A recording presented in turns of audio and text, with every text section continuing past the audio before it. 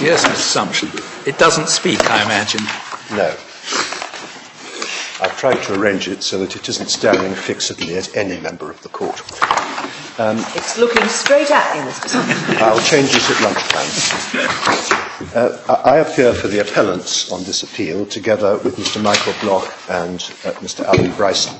The respondents are represented by Mr. Alistair Wilson and Mr. George Hamer.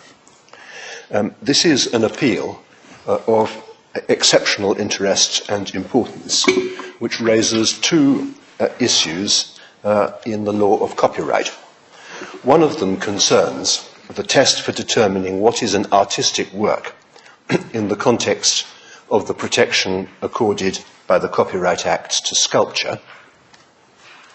The Court of Appeal, while agreeing with Mr. Justice Mann, although on somewhat different grounds, has held that the helmets and armour designed for the first of the Star War films are not entitled to any copyright protection. The respondents submit that they are protected, if at all, only by the law relating to industrial designs. The second issue concerns the jurisdiction of the English courts to hear claims for infringement of foreign copyrights. Mr. Justice Mann, on that question, held that the defendants, being subject to the personal jurisdiction of the English courts, could be held liable for infringing the claimant's United States copyrights by acts done in the United States, in the same way as they could be sued for any other statutory wrong of which the proper law was that of a foreign country. The Court of Appeal, on the other hand, held that such claims lay outside the subject matter jurisdiction of the English courts, even if personal jurisdiction existed. The somewhat unfortunate result of that conclusion was that the defendants were amenable to the jurisdiction of no country whatever for what is now an admitted breach of the claimant's United States copyrights. May I start with the first of those issues, namely English copyright, on which I expect to spend substantially the whole of today before moving to jurisdiction probably first thing tomorrow. The articles with which the court is concerned are the helmets and armour designed for the Imperial stormtroopers in the first Star Wars films. There's a model in front of you. There are also some images at the back of the core bundle. I can invite the court to turn there.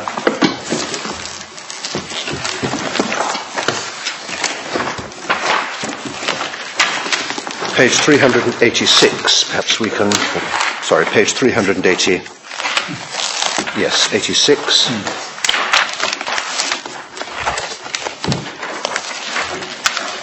Has a number of images which, unlike the model in front of you, show the armour as well as the helmet. And 392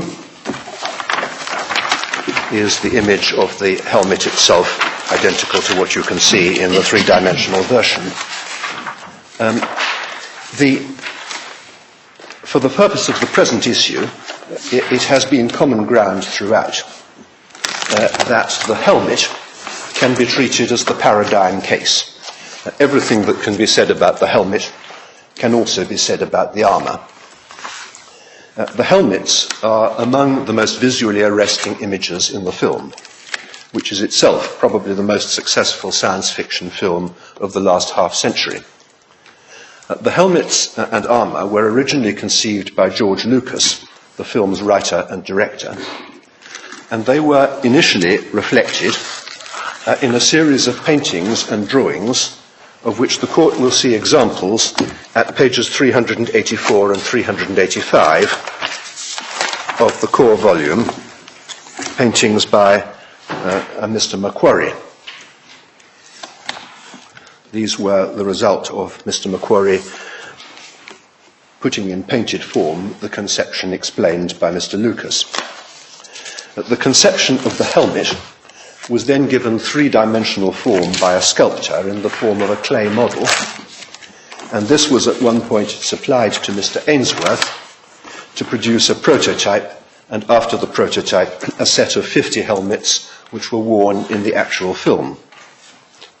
Now, the Imperial Stormtroopers, and if any member of the court has not seen the Star Wars films, I recommend that you do so at some stage. It's not indispensable, but it will certainly illustrate many of the points which both sides will be making.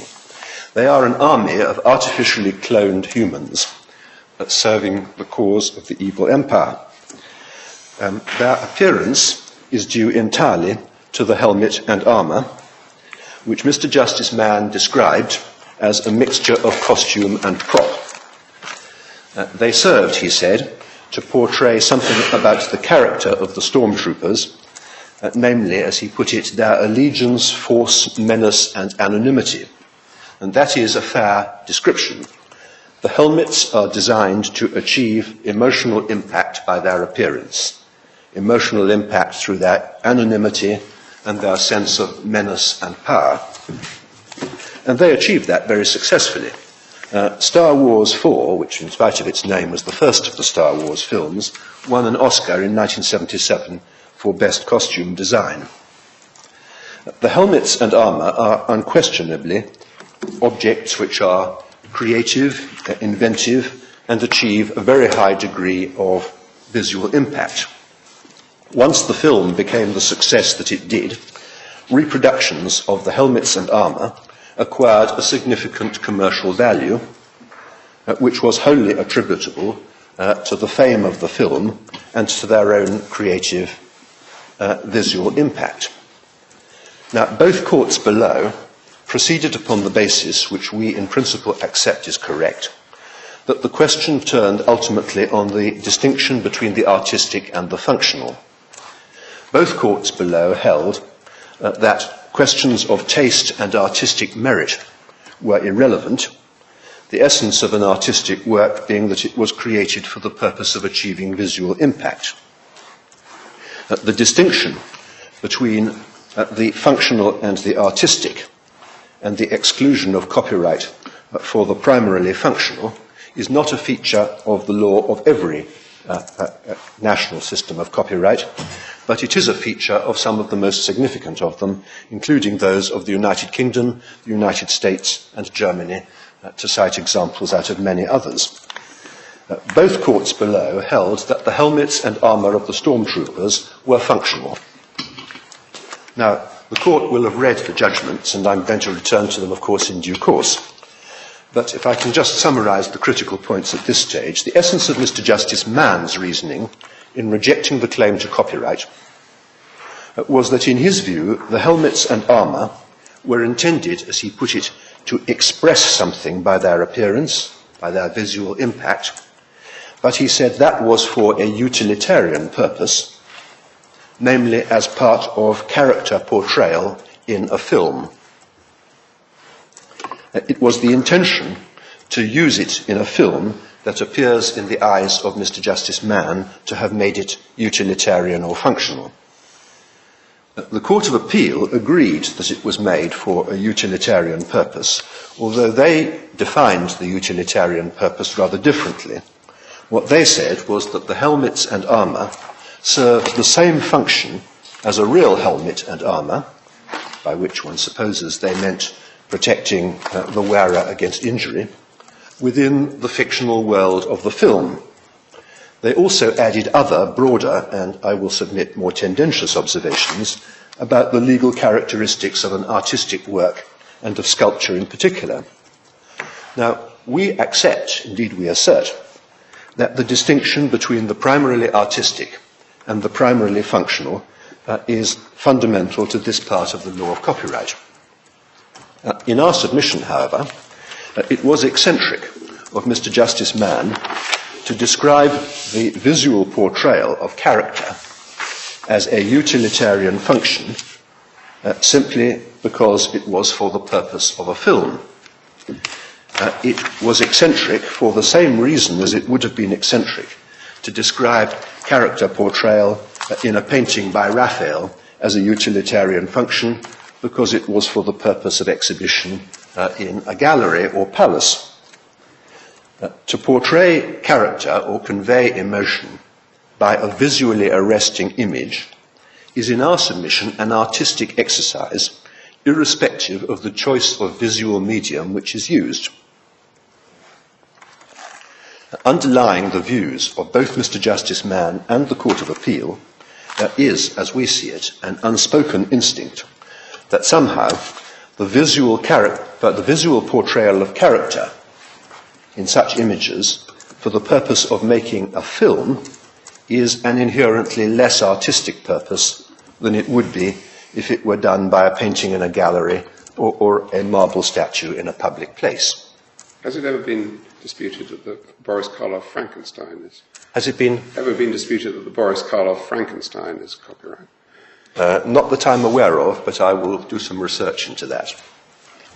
Now, if as we submit the portrayal of character in a visual medium cannot be dismissed as a functional or utilitarian purpose of these objects, then it must follow in our submission that the helmets and armour have no functional or utilitarian purpose whatever.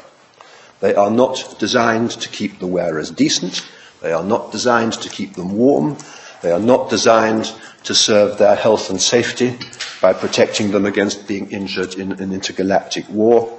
Their sole purpose is to portray character and to create atmosphere by their visual impact in a work of filmed fiction.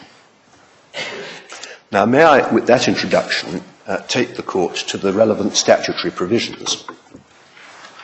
Because of the rather disorderly way in which, as a matter of history, English law has conferred copyright on different kinds of creative work over the centuries, the word used for a three-dimensional artistic work or certain kinds of three-dimensional artistic work, is sculpture.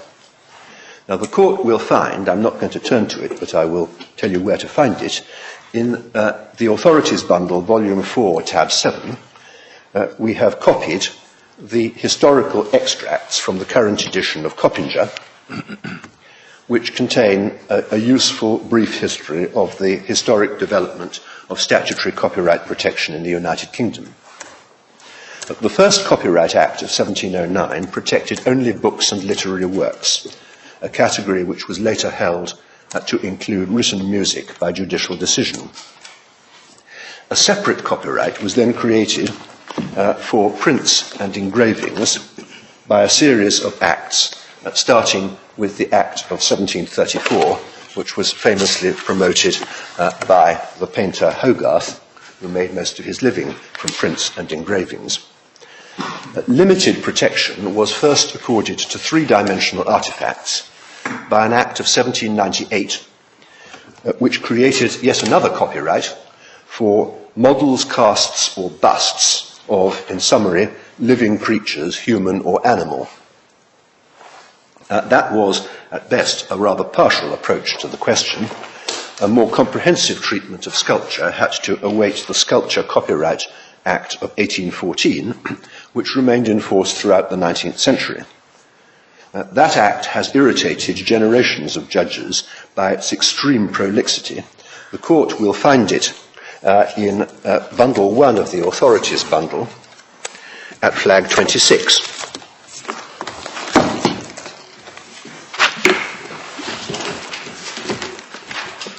What it did was to extend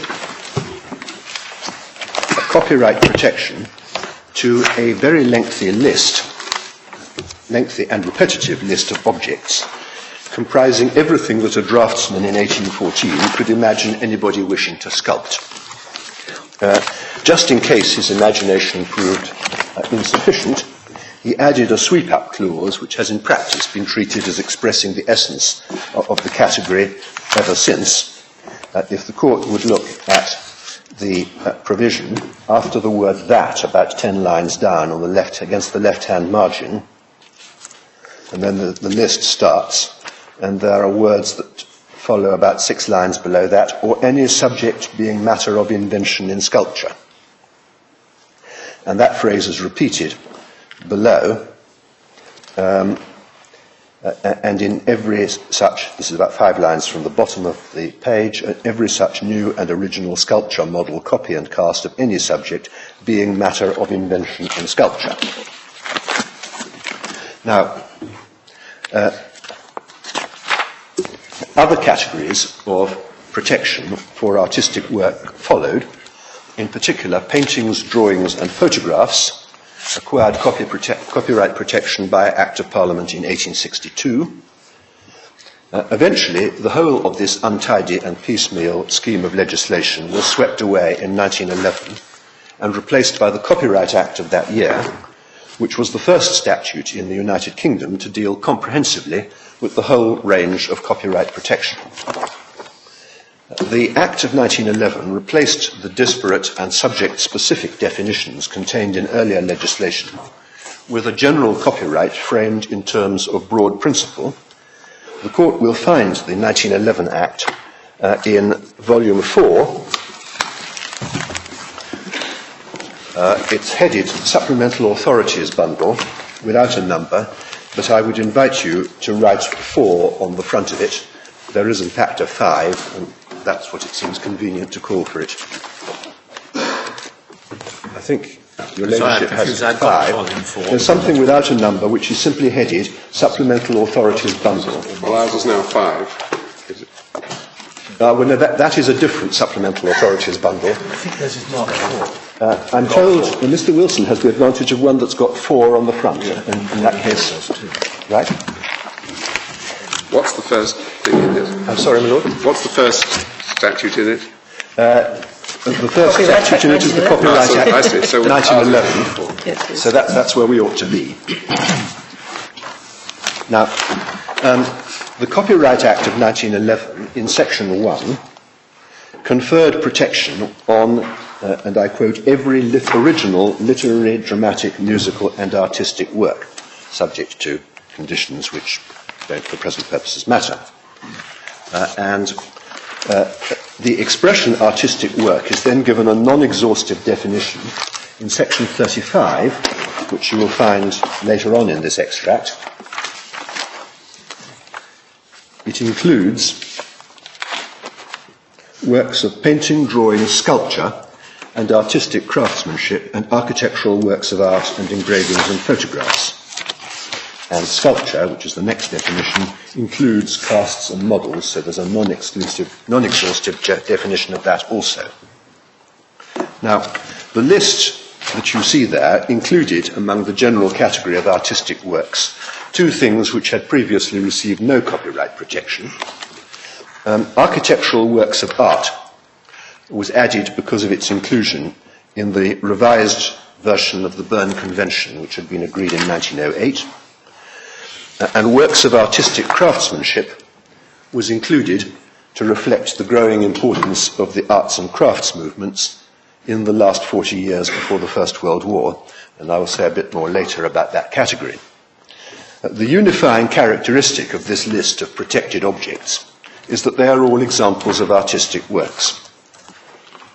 Now, a requirement of artistry had in fact been applied by the courts under the earlier Piecemeal Act, even though the words art or artistic had rarely appeared in those acts, except in one case in the long title. In 1911 it became, as it has remained, the unifying theme of all the various subcategories protecting objects, and artistry has commonly informed the court's construction of each of those subcategories.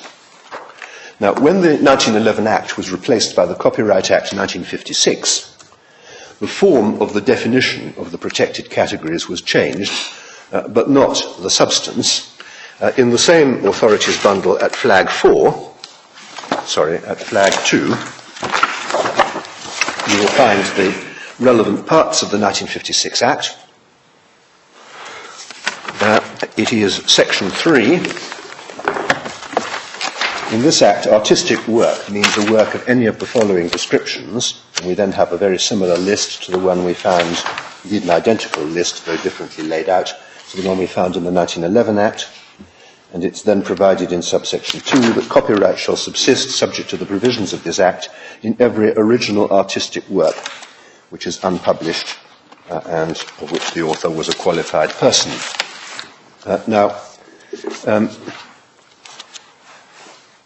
Section 3.1 on the face of it replaces an inclusive list of artistic works by an exhaustive one, and sculpture itself has the same non-exhaustive definition as we've seen in the 1911 Act in section 48, which is the definition section. I'm not sure that it's been copied. Yes, it has. It's at the very end of the extract copied behind this flag. Sculpture includes any cast or model made for the purposes of sculpture. Now, that brings one to the Copyright Act 1988, which is the act that governs for the purposes of this appeal, and that will be found in Volume 1 of the authorities' bundles at flag 8.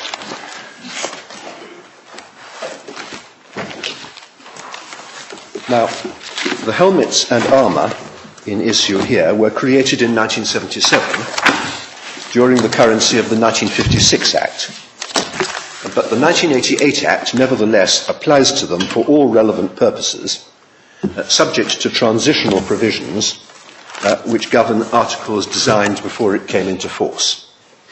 For most purposes, the effect of the 88 Act is the same as the 56 Act. There are differences, and where there are differences, transitional provisions deal with objects created before the 88 Act came into force. Under Section 1.1 of the Act of 1988, copyright subsists in any original literary, dramatic or artistic works. Artistic works are defined in Section 4 in much the same way as before, in the same terms as the 1956 Act. In both the 1956 Act and the 1988 Act, the words have been added which were not to be found in the 1911 Act, irrespective of artistic merit. You'll see that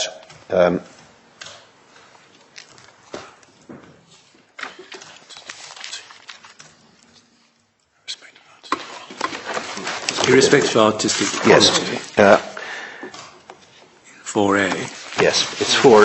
What? 1A. It's 4.1a. Yes, sorry. Hang on, where? I thought I had it. Yes, a graphic work, photograph, sculptural collage, irrespective of artistic quality.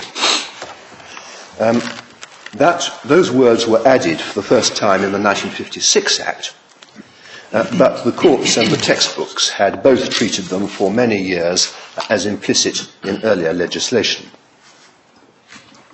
Now, in the 88 Act, paintings, drawings and engravings have been replaced by the generic graphic works, but that is not something that makes any substantial difference. Sculpture appears as before with the same non-exhaustive definition as including casts and models made for the purposes of sculpture. Now, throughout the legislation of the 20th century, one can discern a tension between the policy of protecting original artistic works by a period of exclusivity lasting a considerable time, and the policy, which was only very imperfectly applied by successive statutes, of trying to ensure that this exclusivity did not become the means by which copyright owners could obtain practical exclusivity in purely functional articles. And that tension is at least part of the explanation of the emphasis that one finds in the case law between the functional and the artistic. Under the 1988 Act, the potential breadth of the protection given to artistic works is limited for these, among other reasons, by three main factors, each of which is relied upon by the respondents as a defence. First of all, there is the limitation implicit in the fact that sculpture is a species of artistic work, that it must be made, as Mr. Justice Laddie once put it, by the hand of an artist, by which he made it clear he meant with the object of achieving a specifically visual impact. A graphic work is defined in the Act of 1988 as including any painting, drawing, diagram, map, chart or plan, substantially the same definition as existed in 1956. But graphic works have always been treated, even before that, as being by their nature artistic works, however mundane their purpose. A circuit diagram, a flowchart, a telephone directory are all examples of protected graphic works. The reason is that a graphic work is by its nature created for visual impact. Whatever function it serves can only be achieved by virtue of its visual impact on the onlooker. A three-dimensional telephone directory? You said, the information in a telephone directory can only be acquired by the user by virtue of its, eye appeal would not be the right word, but by virtue of its being looked at. It's made to be looked at. Fixture lists and all this sort of thing. I'm sorry. Fixture lists and all this. Yeah. So, my notebook is a work of art, is it? It's entitled to copyright protection as such, yes. It's a literary work. Well, I can understand that. Yes. Sorry, describe it as art. No, sorry, I'm not suggesting it is not a. Well, I'm certainly not suggesting it's a sculpture, but it is entitled to copyright. If somebody were to pinch your notebook and use it for unauthorised purposes, your lordship might have many complaints, but one of them could be under the law of copyright. Well, it just surprises me that it comes within graphic work, which is, I think, it's protected as a literary work. Well, I'm not suggesting that it's protected in any other way. No, I know. Well, of course, I understand that. Now, a graphic work is by definition, well, not by definition, is by its nature an artistic work.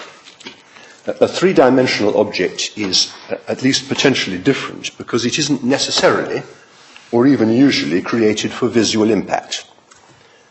It may be purely functional, and three-dimensional objects which are not created for visual impact are not artistic works.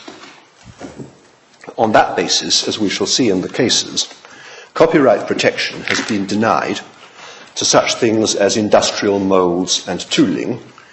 They may well be produced by sculptural techniques, e.g. by initially modelling in clay or plaster. They may involve a design with a considerable measure of creativity and skill involved. But they are not artistic works because they are not intended to achieve a specifically visual impact. Now, the respondents say that the helmets were a functional article and not an artistic work, and thus far the courts have agreed with them. Now, that is the first limitation on the scope of the protection for artistic works. The second is that the breadth of the protection for three-dimensional works is limited by Section 51, which, if you can turn back to flag 8 of Volume 1 of the Authorities volume, will be found there. Section 51 was a new provision in the 1988 Act, but designed to deal with a rather older problem, namely the creation of three-dimensional objects from two-dimensional design drawings. Now, the court will find, I'm not asking you to turn it up, but it may be interesting in due course to look at a historical account of how this problem arose. It will be found in the extracts that we've copied from Coppinger at Volume 4, Tab 7, at page 808 and following. But in summary, the position is this. The House of Lords had held, in the case of King Features in 1941, that where a drawing existed, it was possible to infringe the copyright in that drawing indirectly by copying a three-dimensional object which had been made from it, even if you had never actually seen the drawing itself. The drawings were by their nature artistic works, protected by copyright. But you would be indirectly infringing the copyright in the drawings by copying a three-dimensional object made from them, even if the three-dimensional object was not itself an artistic work, e.g. because it was functional. And the problem about this was that it created a means by which it was possible to use the law of copyright to obtain exclusivity indirectly in a wide variety of purely functional objects, which were not artistic works in themselves, but which were treated as having been indirectly copied, or which were treated as, copying them was treated as an infringement indirectly of the drawings from which they had been made. In British Leyland and Armstrong patents, the concept of indirect copying was used by a car manufacturer to assert an exclusive right to manufacture spare parts in his cars. And the House of Lords in that case reaffirmed the principle that you could infringe copyright in a drawing by reproducing a three-dimensional object made from it, but it held that the purchaser of a car had an inherent right to have his car repaired with spares from any source, which prevailed over the rights of the copyright owner. That was widely regarded as a just outcome, but as a somewhat adventurous legal route to it, and of course it applied only to spare parts.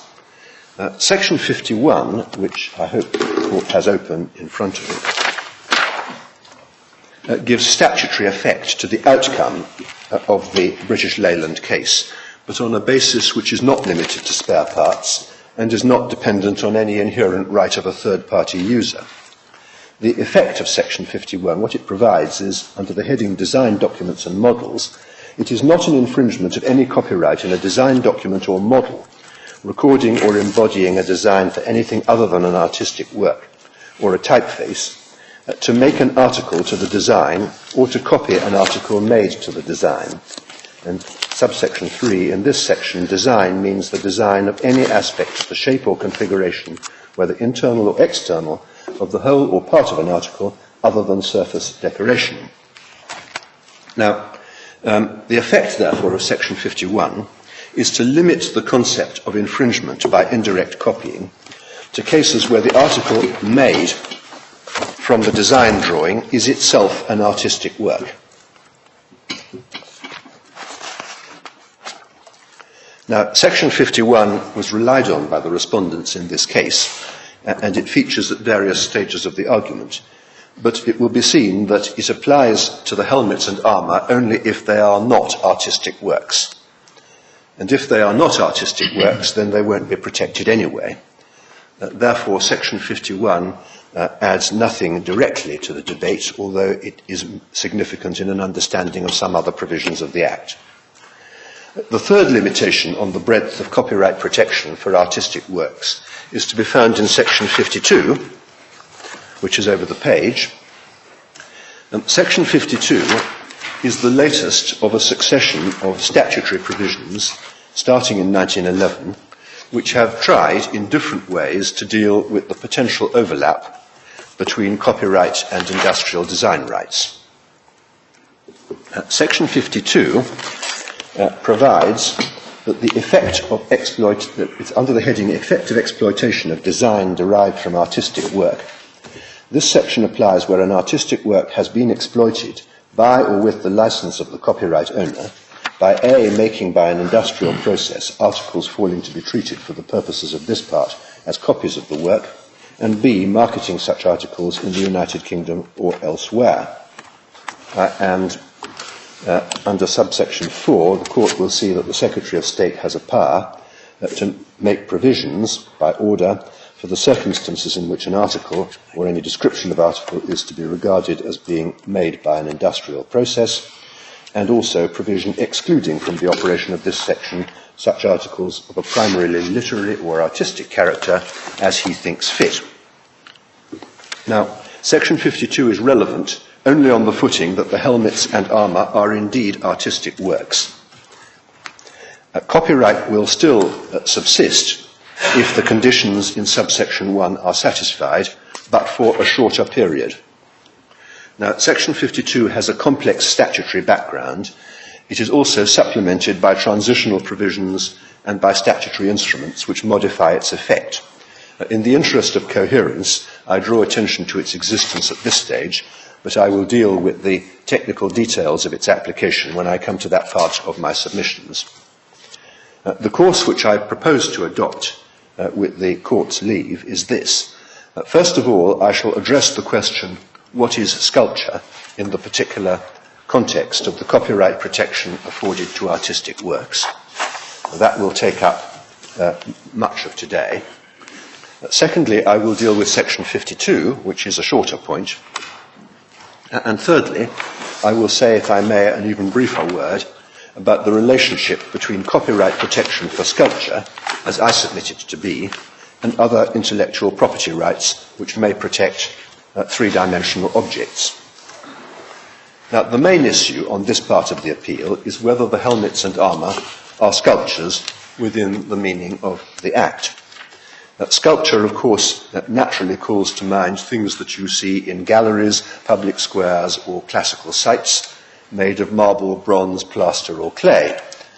But if one thing is clear from the scheme of successive copyright acts and the authorities on them, it is that sculpture is a very much wider category than that. The starting point is that sculpture is included, together with photographs, graphic works, collages, and architecture, and so on, among the statutory category of artistic works. The essence of an artistic work is that it is created in order to be visually significant. That point may seem obvious, but it is perhaps worth referring the Court to two cases in which the point was made in exactly those terms. The first is the decision of the Privy Council in Interlego and Tyco Industries, where the advice of the board was given by Lord Oliver, and that will be found in volume 4 of the authorities bundle at tab 13.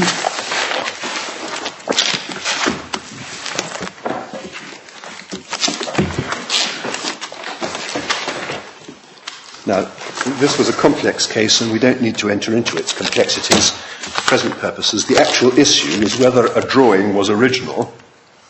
What had happened was that there was an earlier drawing which had been copyright protected, but its copyright protection had expired. An attempt was made, in effect, to extend it by producing something which was effectively a copy of the earlier drawing, the only difference being that some text was added to explain it.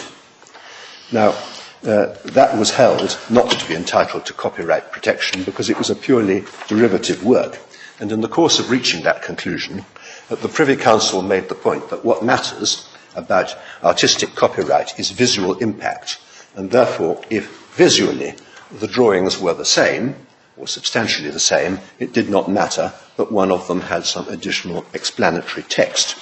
At page 266, in the internal numbering, which is at page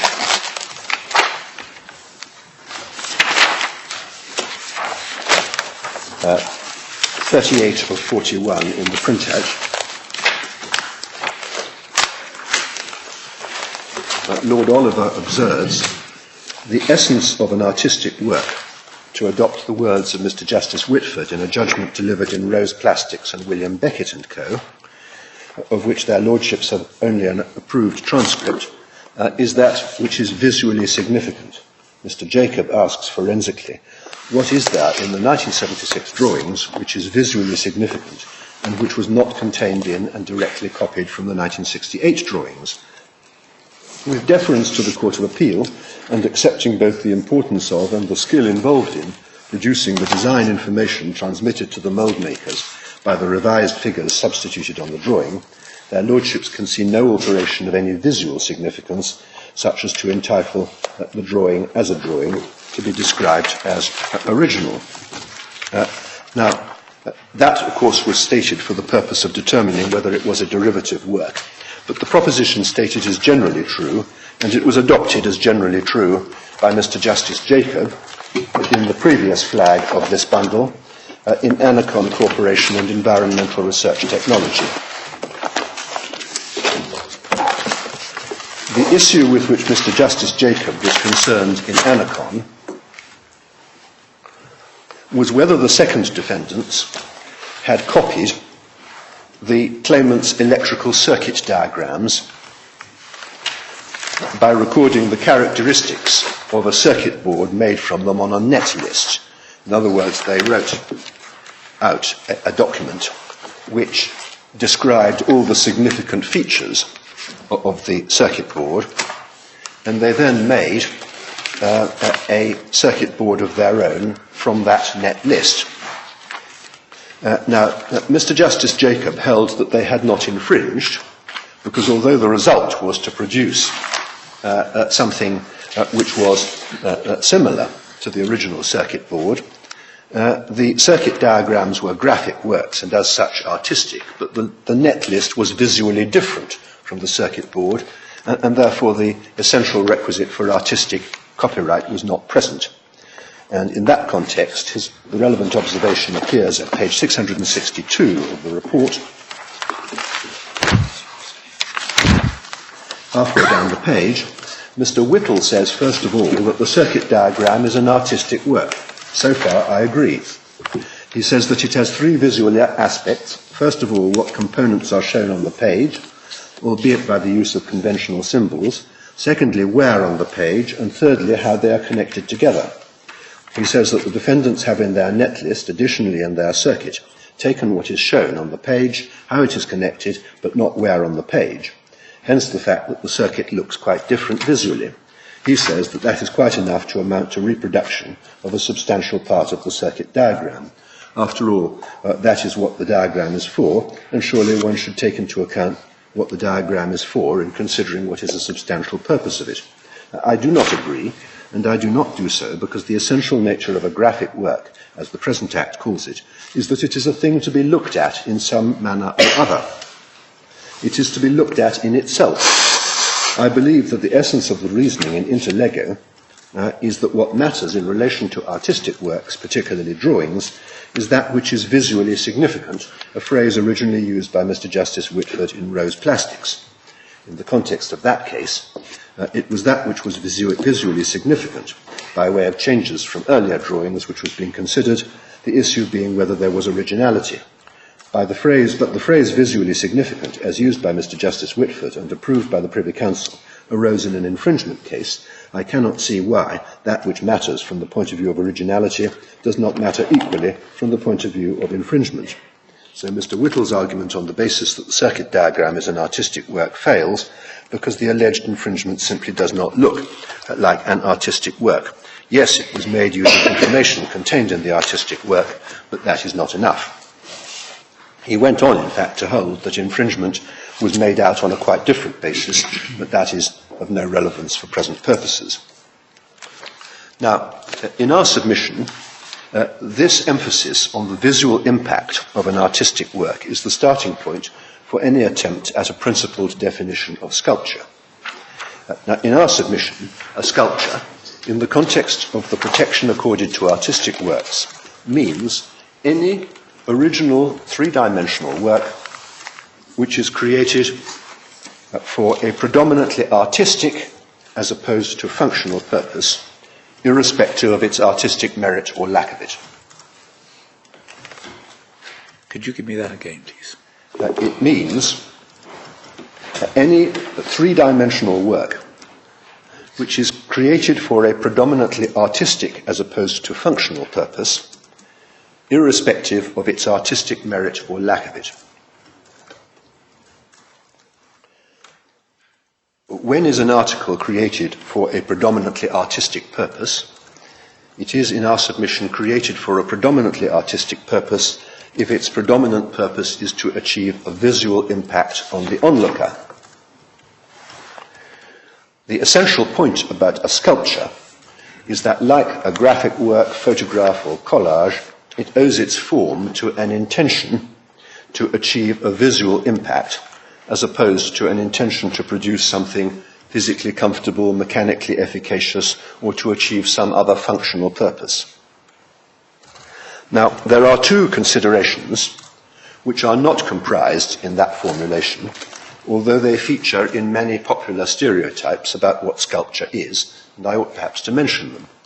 First of all, my formulation does not define sculpture by reference to any particular technique for making it. And it does not call for any particular level of technical or manual skill. Technical or manual skill is vital to originality, but the definition of sculpture doesn't depend on it. Now, in the courts below, some reliance was placed by my clients on the traditional character of the techniques used to make these helmets, which were initially modelled by a sculptor in clay. The reason why the definition that I have put forward does not rely on that is partly that judgments about the techniques of manufacture tend ultimately to become aesthetic judgments about artistic merit, which is of course excluded from consideration by the terms of the statute. It's also partly because a definition which turned on the technique of manufacture would include many ordinary functional objects simply because they were, for example, hand-carved or moulded, but which had no pretensions to artistry in the sense I've been using the word. My learned friend in his printed case cites the example of some cars which are made from clay models. Well, clearly it's not suggested that cars are for that reason, because of the techniques of their creation, to be regarded as sculptures. But there is actually a more fundamental reason than either of these, and that is that any legal definition of sculpture has got to be broad enough to accommodate the evolution of sculptural techniques and public taste over the years. The traditional historic techniques of sculptors, I suppose, are carving, moulding by hand or handheld tools, or manufacturing in a mould, as with bronzes.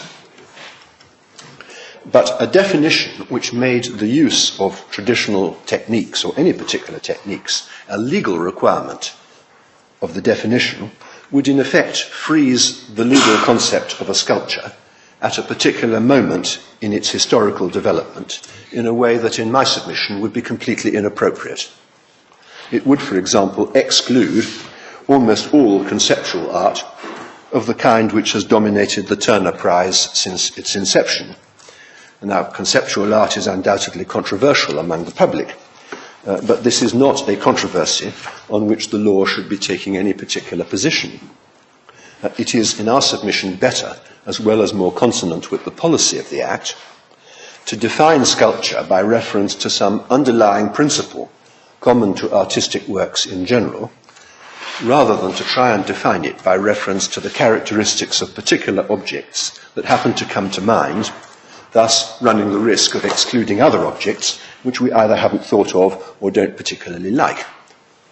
Now, a test which is based on the purpose of the article's creation is appropriate because it has no cultural bias and involves no judgment about artistic merit. Tracy Emin's bed, as we see it in Mr. Satch's gallery, is sculpture because it is a three-dimensional object created for the predominant purpose of achieving visual impact. My daughter's bed, although in some respects very similar, is not sculpture because it is not created with any such object. The same point can be made about Mark Boyle's polystyrene mouldings of curbstones and manhole covers, or Carl André's equivalent 8 in the Tate Gallery, the so-called pile of bricks sculptures. Your daughter's bed could become sculpture if it was transferred to the Tate Modern.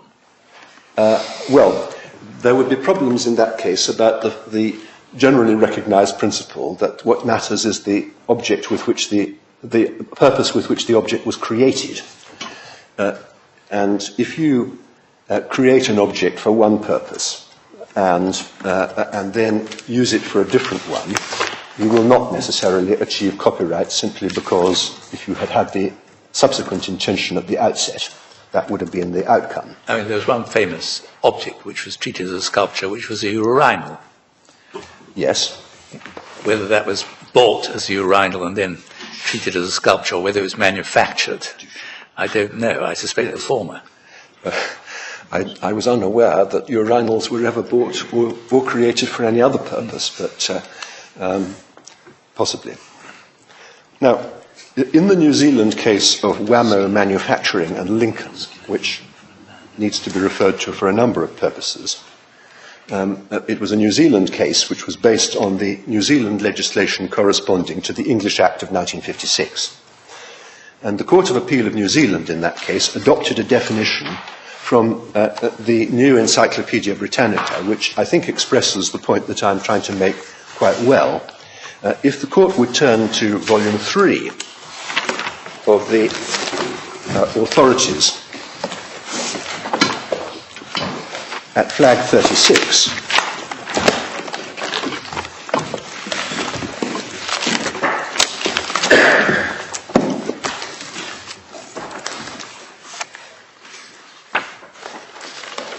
the quotation from it appears at page 155 in the internal numbering, which is page 24 of 53 in the printout. And I could tell the Court that the current edition of Encyclopaedia Britannica has a section which is substantially the same, indeed identical in every relevant respect.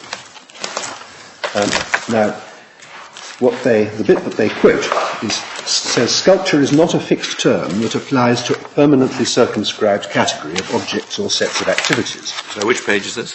This is at page 24 of 53 in the printout behind tab 36. I'm with you. Thank you. Starts halfway down the page, 156 in the internal numbering. "Sculpture is not a fixed term that applies to a permanently circumscribed category of objects or sets of activities.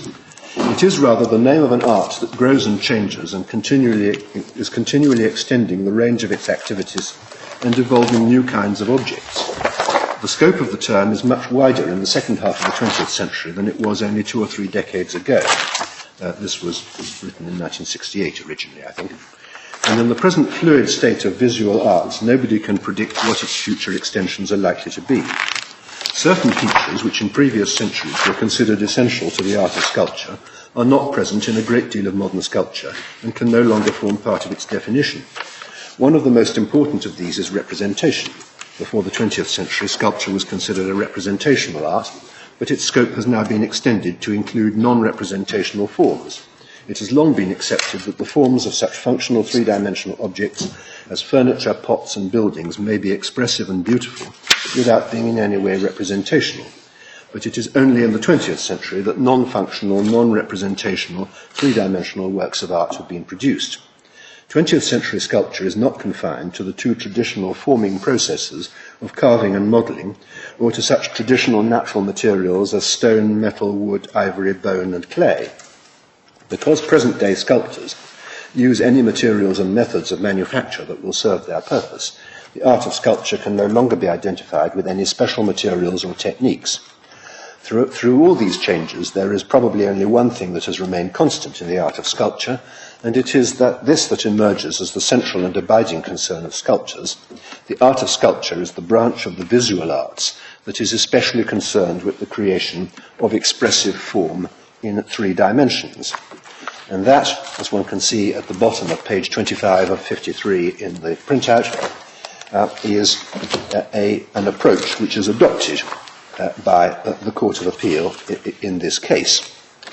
Now, I will need to turn back to that to look at the result which that test led them to, which was not entirely satisfactory. But for the proposition that particular techniques of manufacture are irrelevant to the question, what is sculpture, I rely on that analysis and on the extract from Encyclopaedia Britannica, which in my submission is entirely consonant with the policy of the Acts.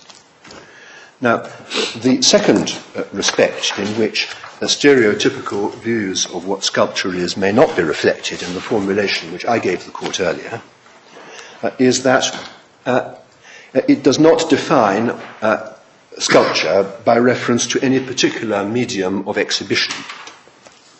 No doubt, if a work is in fact created for exhibition in an art gallery, a public place or a millionaire's residence, that will be good evidence that it was created for visual impact.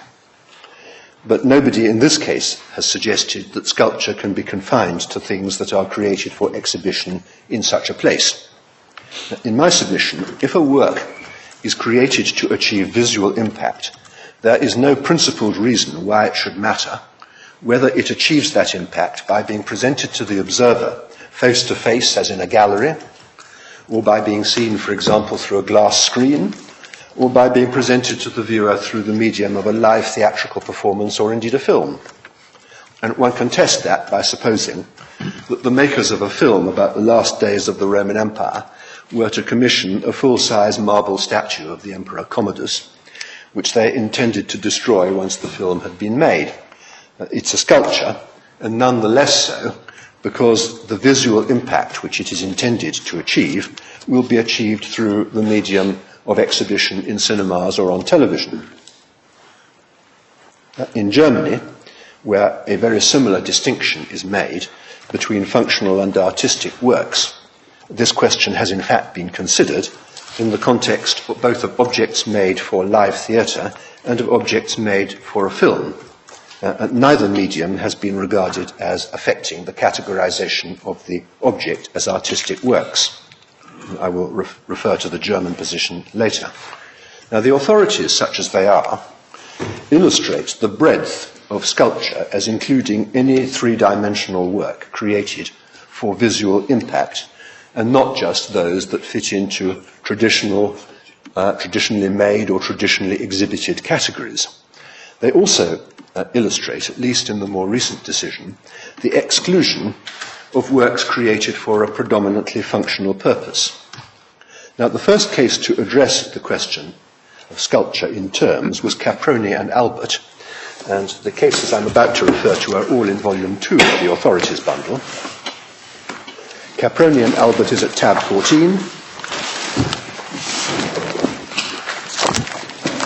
And this was a decision of Mr. Justice Matthew in 1891.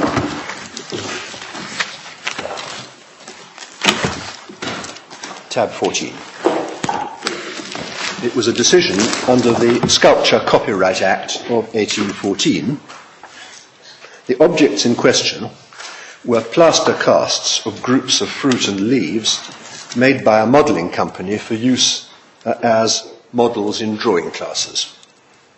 It is rather spare on reasoning. If you turn over the page 786 in the Times Law Report, you can see that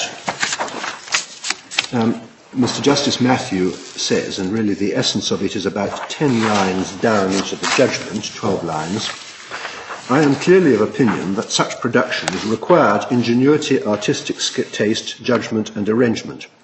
The object of the artist was to produce as perfect a model as possible of certain natural fruits, and the process adopted by him was first to form in his mind a design, the reproductions of which would, he thought, be suitable for the purposes for which they were ultimately destined, viz. As drawing models for the various art schools throughout the kingdom. Having, as I suppose, transferred this design to paper, he proceeded to supply himself with the necessary materials, such as fruit, leaves and branches, with which he experimented until he was able to carry out his design, arranging each portion of the model in such manner as to make it best answer the purpose for which it was intended. The carving which was needful in order to reproduce the fine lines which the plaster cast would not alone have given back, having been supplied by artistic skill, and the various parts of the model having been modelled one by one and put together again by the artist, the finishing touches added, the model was then complete and sent to be moulded. Now, what one extracts from that is that these casts were produced to serve a function, namely to be used as a model in drawing schools. That does not appear to have prevented them from being classified as sculpture if the function was wholly fulfilled by virtue of the article's visual impact. Display before drawing students in drawing schools was simply the means by which the visual impact was going to be achieved. Now, the next case, which is at flag 9, is Britton and Hanks.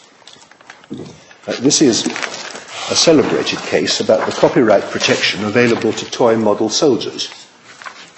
It was decided in 1902 by Mr. Justice Wright, as he then was, again under the Sculpture Copyright Act of 1814.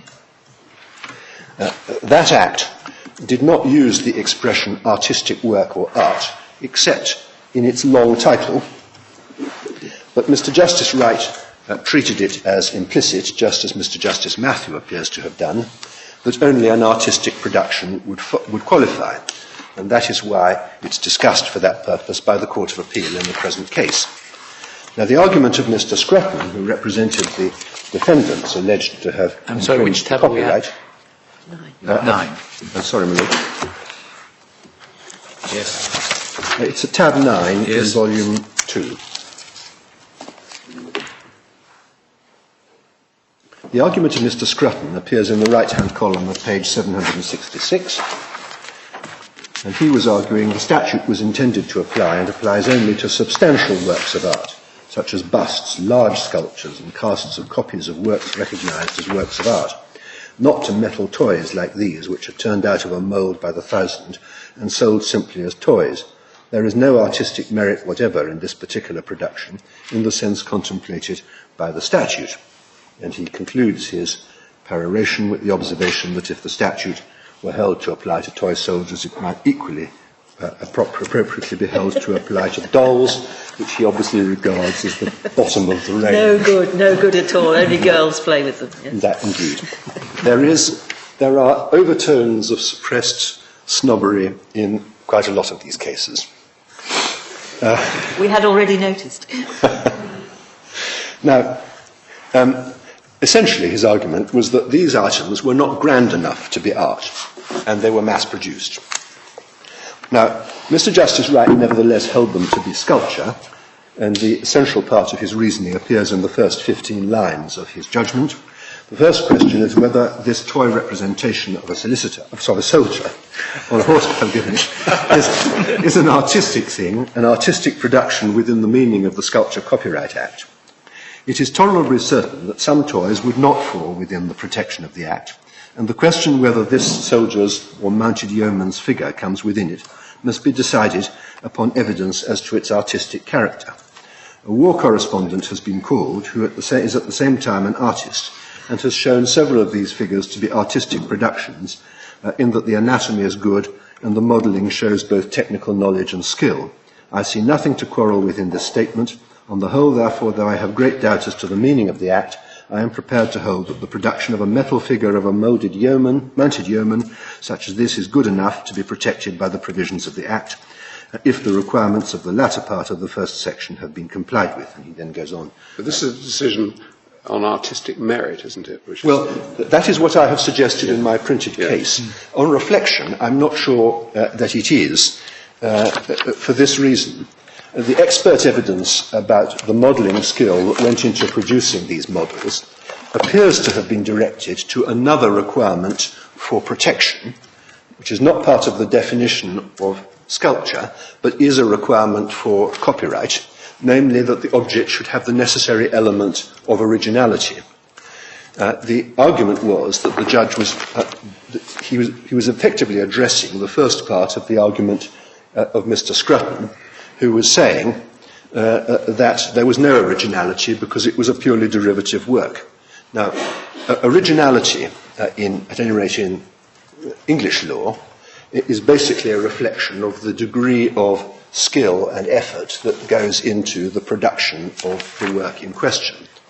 And it looks as if, in fact, Mr. Justice Wright was relying on the expert evidence, not from the point of view, not for the purpose of establishing the artistic merit of the object, but for the purpose of showing that it did require skill and effort to produce it, and therefore that it satisfied, contrary to Mr. Scrutton's argument, the need for originality. Can a similar argument be applied to the previous case, Bolton? Probably not, can it? Because there was references to artistic skill there. Yes, a similar argument was in fact being run in relation to, in Caproni, does your lordship mean? I mean Caproni, yes. Yes, in Caproni a similar argument was being run, although less flamboyantly than it was run by Mr. Scrutton, KC. and it's implicit in Mr. Justice Matthews' reasoning, but he rejected it for much the same reason as Mr. Justice Wright did in this case. Now, the relevant point for present purposes and the context in which this case was considered by the Court of Appeal here is that Mr. Justice Wright was not deterred from finding that these were artistic productions, as he put it, by the fact that they did have a function. They were toys. Their function was to serve the function of being played with by children. And the point was that they fulfilled their function as toys, but only by virtue of their artistic and visual appeal to children, among others. Now, Pytram against Models of Leicester is a case which the Court will find in Volume 2 of the Authorities Bundle, the one you have open, at tab 28.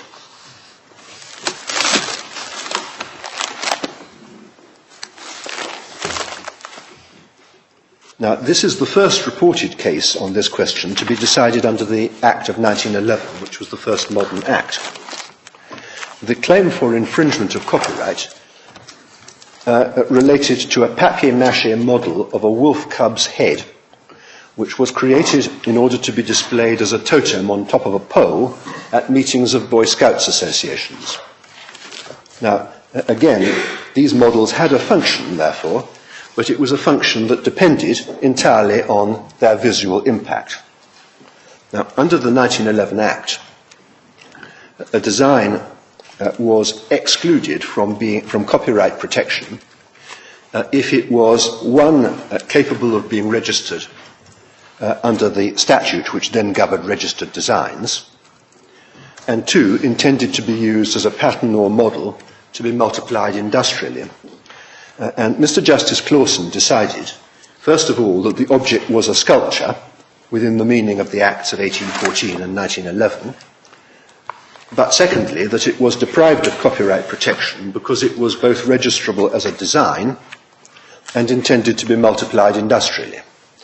Now, for the present purposes, it is only the first of those points which is relevant, and that point is dealt with in the internal numbering at page 645 and 646, page 4 of 6 in the printout.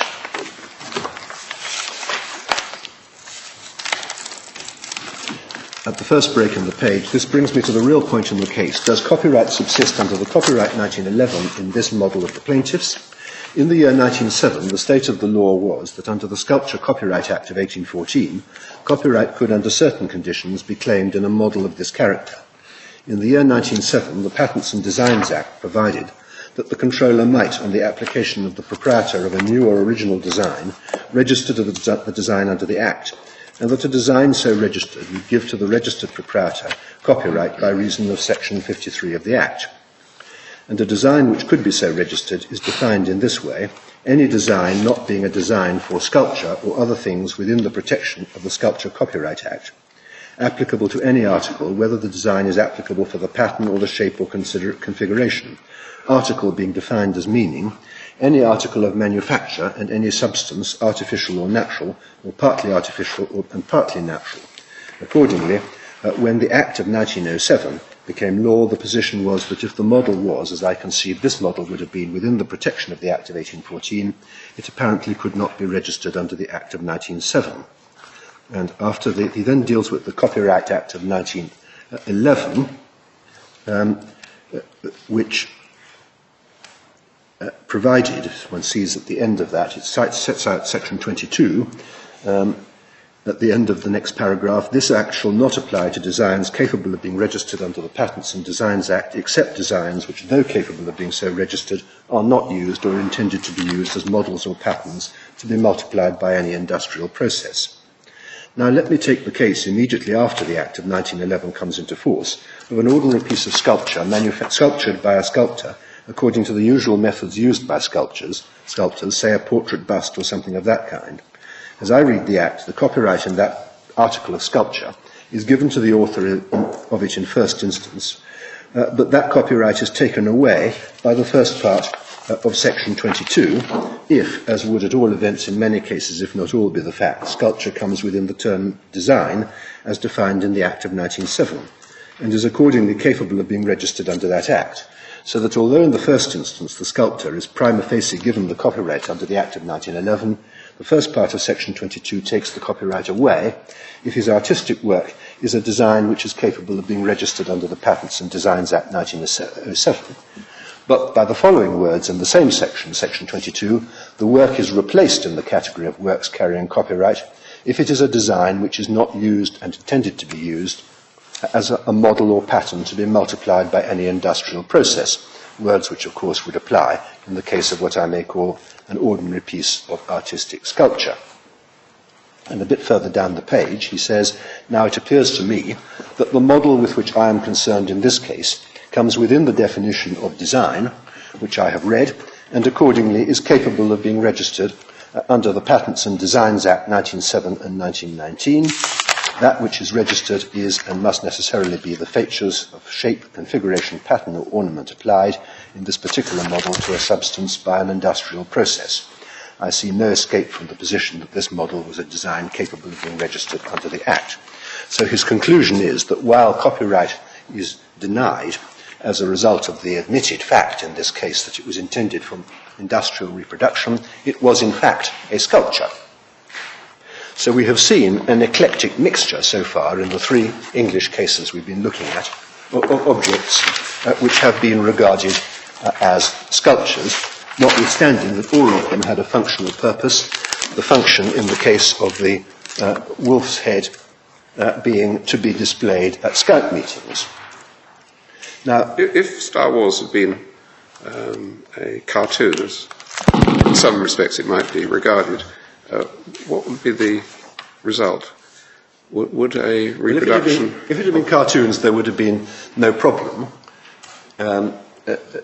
Subject, I suppose, to Section 51.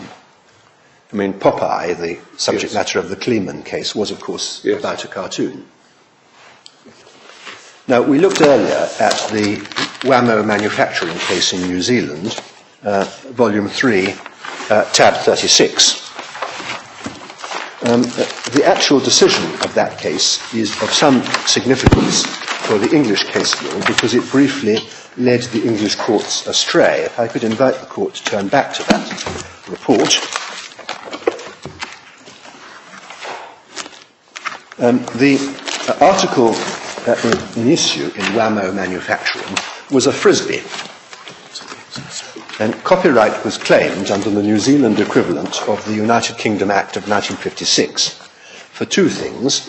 First of all, the frisbee itself, and secondly, a mould and a wooden model for the frisbee, which were part of the process of manufacture. They'd been made in order to be used to manufacture the frisbee. Now, the court held that the finished frisbee would have been a sculpture, but for the fact that it was made by a process of plastic injection moulding, which they thought was not consistent with sculpture. However, they held that the wooden models used to make the frisbees were sculptures in their own right. Now, that conclusion appears at page 156 of the report, which is at page 24 out of 53 in the printout. After citing the passage from Encyclopaedia Britannica, which you have already looked at the bottom of page 25 of the printout,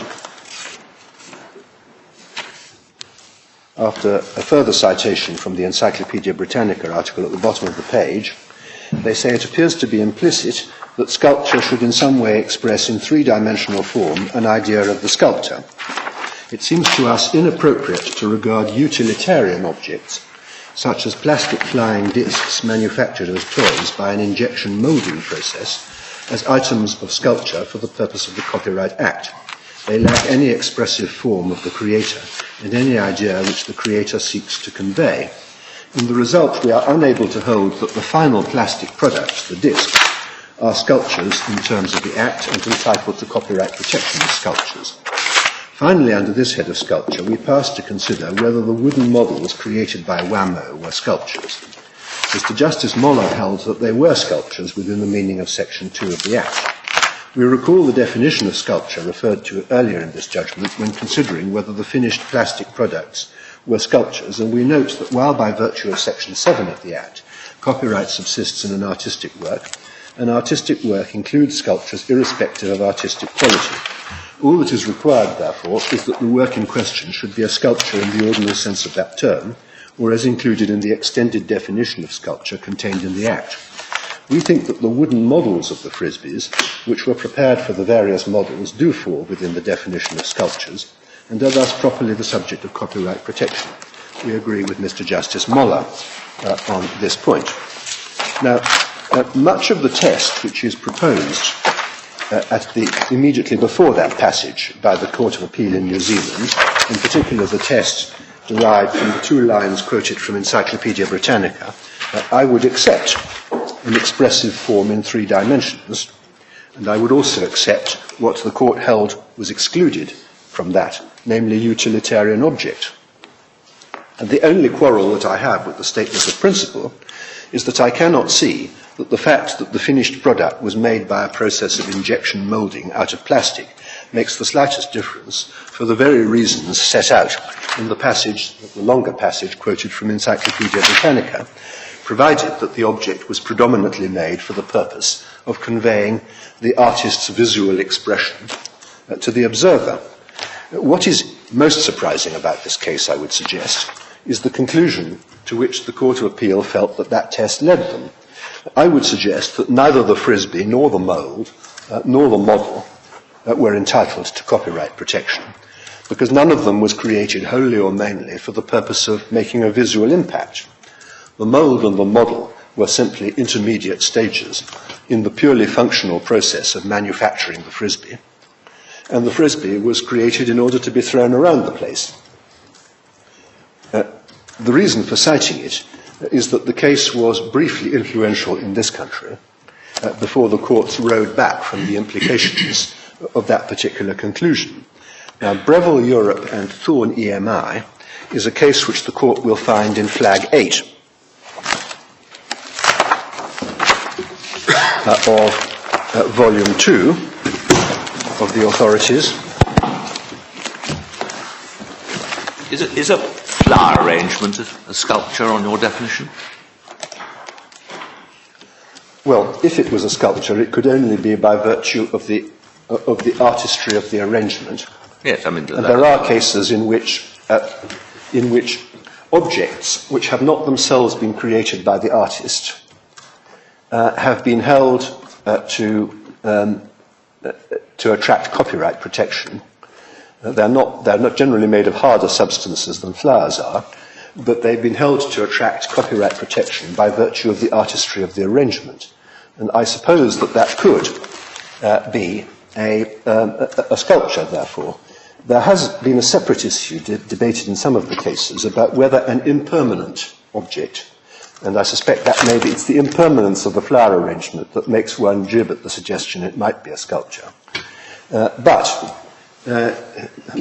example given in some of the cases is an ice sculpture. What happens about that? Is it sculpture? Mr. Justice Whitford thought not, because of its impermanence. Mr. Justice Laddie, we'll be looking at both of these cases, thought that it was, because impermanence did not matter to sculptural status. Now, on that footing, the answer that I would give to your Lordship's question is yes. If the arrangement is artistic, the impermanence of the material does not matter. Well, the test of whether it's a nice flower arrangement or a ghastly one doesn't matter, providing that the person who's arranged it has been trying to achieve a visual impact. Is that exactly? Yes. Now, if the court has open Flag 8 in Bundle 2,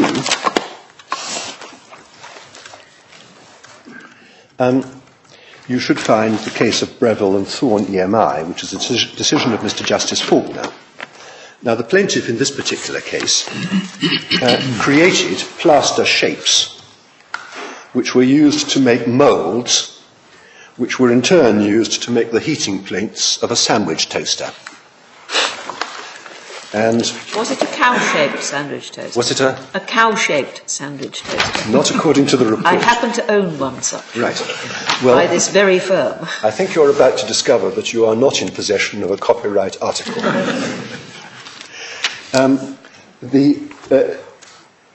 These moulds were used to make the heating plates of the sandwich toasters, and what was claimed was copyright in the shapes on the footing that they were sculptures. Now, Mr. Justice Faulkner applied the reasoning of the New Zealand Court of Appeal in Wamo, and he held that sculptures were casts, or included casts or moulds made for the purpose of sculpture. The sculpture that they were made for the purpose of being the moulds or plates made from them, and that therefore the claim for copyright protection succeeded. Now, I should say straight away that I'm not going to defend this decision, and as we shall see in a moment, the courts have rowed back fairly energetically from it. The plastic shapes were clearly wholly functional objects, which served as effectively part of the tooling used to make the equipment that made the heating plates, and their purpose was therefore not to make a visual impact. That is why the decision in this case is wrong. Like the Wamo decision, it loses sight of the requirement for artistic purpose. But would it be right if it were a cow-shaped? No, I suggest it would not, because whatever shape it was, the purpose of the outfit, of the object, was not to achieve a visual impact, but simply to serve as an intermediate stage in a process of manufacture of the toaster. It was actually suggested that the sandwich itself might be regarded as sculptural. That's a refinement I don't propose to put to the court. But the essence of Mr. Justice Faulkner's reasoning appears in page 94 of the internal numbering, which is at page 16 of the printout. And I won't read it if the court would be good enough to read from the paragraph beginning, turning to the plaster shapes or sculptures, just below halfway down the page, up to the first break on page 17 of the printout. You'll get the essence of Mr. Justice Faulkner's reasoning.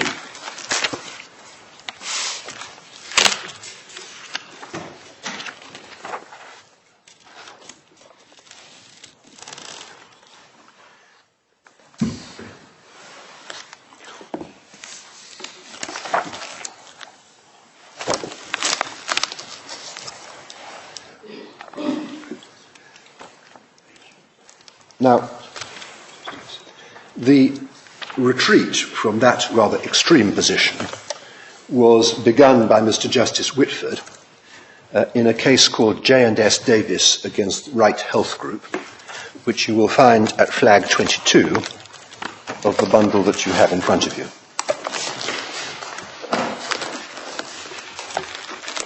Now, Mr. Justice Whitford did not overtly criticise Mr. Justice Faulkner's approach, but he reached the opposite conclusion on materially indistinguishable facts. The case was about a model which was used in order to manufacture dental impression trays. And the statement of principle in Mr. Justice Whitford's judgment appears on page 7 of the printout, page 410 of the internal numbering. I take first, he says, this is about a third of the way down the page, the claim to copyright in the models and casts on the basis that they are works of sculpture, noting the inclusion in subsection A of the words irrespective of artistic quality, which are not to be found in B or C. The relevant casts or models were not made for the purposes of sculpture, and in my view, on the meaning properly to be given to the word sculpture, in the light of the further definition in section 48, they cannot otherwise fall to be considered as works of sculpture. Over the years, in the absence of any developed law of unfair competition in this country, the words to be found in various sections of the Copyright Act have been extended by judicial decision, sometimes followed by statutory redefinition, to a point where their meaning bears very little relation to the meaning which those not familiar with the law would give to these words. Today, the definition of literary work has been held wide enough to include any written table or compilation, mathematical tables, a list of words used for a telegraphic code and football coupons, to name but a few works which have thus found protection as literary works. The inclusion under drawings of diagrams, maps, charts or plans has led to a remarkable extension of the protection secured for engineering drawings. In the case of literary works and drawings, the further definition under section 48 is widening. So it would be in respect of sculpture, but for the addition of the words "made for the purposes of sculpture." These words cut down the extent to which casts or models can secure protection as sculptures. I have to consider the meaning to be attached to the word sculpture in the context of the Act. I was referred to a number of dictionary definitions by Mr. Prescott, and would only observe that the definitions in at least Chambers and the shorter Oxford are in accord with the meaning which I must give the word in the context of the Act. Prima facie, I confess that for my own part I should have thought that casts and models would not be taken as being works of sculpture, and section 48 confirms this view. The models and casts produced by Professor MacGregor were no more than steps in the production of the first of the prototype, and later in the manufacture of the tooling from which the plaintiff's production was secured.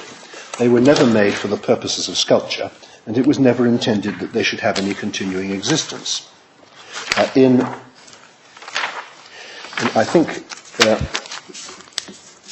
I invite the Court to read on to halfway down page 9 of the printout.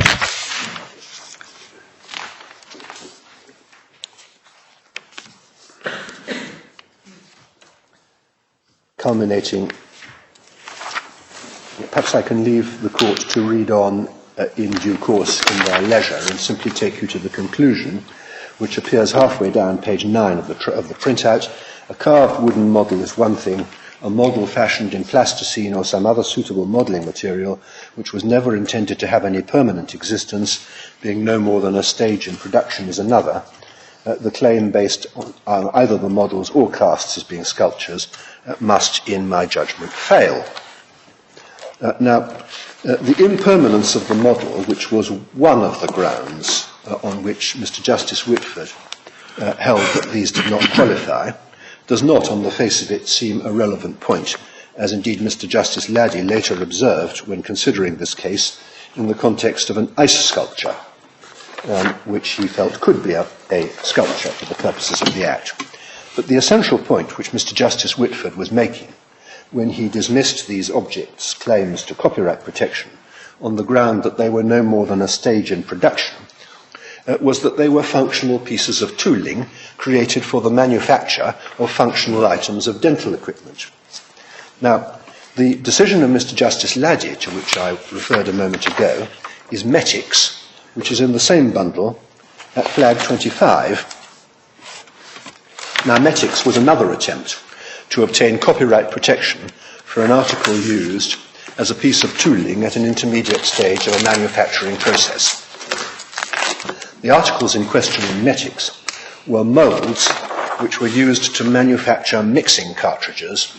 Mixing cartridges are pieces of equipment used to mix chemicals in preordained proportions. It's basically a sort of double squeeze gun which forces out the chemical in given proportions and mixes them. Now, it was contended that the moulds used for making these articles were sculptures, a contention which Mr. Justice Laddie rejected, and he refused to allow a proposed amendment to the pleadings which pleaded the point. And his reasoning appears at page 721 in the internal numbering, page 4 of the printout. I think one can start about 6 lines down from the top of the printout page. In this case, I am not persuaded that there is any matter pleaded which supports the argument that the moulds in this case can be articles of sculpture. Indeed, as I read the pleadings, any mould made for the production of any article would fall within the scope of the sculpture provisions of the Copyright Designs and Patent Act 1988. It follows that since the plaintiffs are relying on a mould, it must qualify as a sculpture. No additional or special feature is pleaded to justify the sculpture claim. I am not persuaded by this. The law has been bedevilled by attempts to widen out the field covered by the Copyright Acts. It is not possible to say with precision what is and what is not a sculpture. but I think that Mr. Mead was close to the heart of the issue. He suggested that a sculpture is a three-dimensional work made by an artist's hand. It appears to me that there is no reason why the word sculpture in the 1988 Act should be extended far beyond the meaning that that word has to ordinary members of the public. There is nothing in the particulars in this case which suggests that the manufacturers of these moulds considered themselves, or were considered by anyone else, to be artists when they designed the moulds, or that they were concerned in any way with the shape or appearance of what they were making, save for the purpose of achieving a precise functional effect. Nothing in the particulars given here suggests that any consideration of appeal to anything other than functional criteria was in mind or achieved. In these circumstances, it appears to me that there is no arguable case pleaded for the existence of sculpture copyright in the moulds for these products, and I will not allow the statement of claim containing such a claim to be served. Now, in my submission, that comes as close to a correct formulation of the underlying principle as any English decision does. What Mr. Justice Laddie meant by made by the artist's hand is apparent from what follows immediately after that phrase. He meant an article which was made by an artist in the sense that it was made by somebody who was concerned with the shape or appearance of what he was making. That might be a birthday cake. Well, that would be another permanent object, impermanent object, which could qualify as a sculpture if it was intended for visual impact. The reason why in my submission it probably wouldn't, however, is that the birthday cake has a functional purpose which is not dependent on its aesthetic qualities, namely to be eaten. You could, I suppose, imagine a birthday cake being made where the predominant purpose was in fact to achieve visual impact, and the purpose of being eaten was irrelevant for some reason, but I find it hard to conceive of one. Everything in a film is designed to achieve visual impact. Yes, not all of them, of course, would have the requisite element of originality, and not all of them would have been made for the purpose of the film. I'm going to deal with this in the context of Lord Justice Jacobs' example about a helmet brought off the peg, so to speak, and used in a film. Now, I'm not going to suggest that simply because it's used in a film, that is a sculpture. Equally, it is obvious to take the opposite extreme, that a helmet appearing on a bronze equestrian statue of a soldier is a sculpture, or at any rate part of a sculpture. Perhaps a better way of testing it would be to imagine an object copied from a helmet, but in fact made of papier-mâché and serving no functional purpose at all. Now, that might or might not be a sculpture, depending on whether it satisfied the requirement of originality or was merely a derivative object. I will come to that issue in due course. Certain things can have dual functions. Yes. Which are equally important to each other, and you would what's your test? I thought it was the primary function, but predominantly it was the predominantly. Yes. But I mean, if you're choosing a pair of gates, yes, for your drive, you may construct something that looks like the gates of the Guggenheim Museum in Venice, which are clearly sculptural. But you may construct something which is intended to look attractive. You're going to have to live with it for the next 40 years. But nonetheless, it's absolutely vital that it works as a gate. Which is it? I would say that was a functional object. And I would say it was a functional object for this reason. The purpose of making the gates is to close your drive. Of course, you don't want something ugly closing your drive. You therefore make sure that they are handsome gates. But it nevertheless is the case that the primary purpose of the gates is to close the drive. The decorative features of the gates are an incidental feature which, given that you've decided that you need to close your drive, makes them less insupportable than they might otherwise be. Now, I quite accept that one could have a set of gates which was sculpture. If you had a set of gates which, where the functional purpose was for practical purposes irrelevant.